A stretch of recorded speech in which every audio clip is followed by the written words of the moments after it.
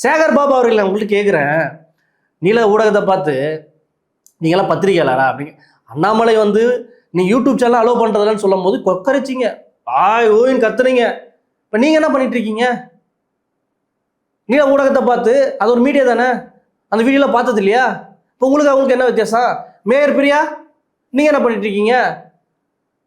அப்படி பார்த்துட்டே இருக்கோம், வாங்க வாங்கன்றீங்க. என்னங்க பார்த்தீங்க? 23,000 உங்களால் கொடுக்க முடியலன்னா நீங்கள் எதுக்குங்க அரசு நடத்துறீங்க சொல்லுங்க. எதுக்கும் துப்பு இல்லைன்னு நான் சொல்கிறேன். இந்த அரசை நம்பி எதுக்கும் துப்பு இல்லை. இந்த 13 நாளாக போராடினவங்க இன்னைக்கு நேற்று ஈவினிங் வந்து போலீஸ் சரளமாக குவிக்கிறீங்க.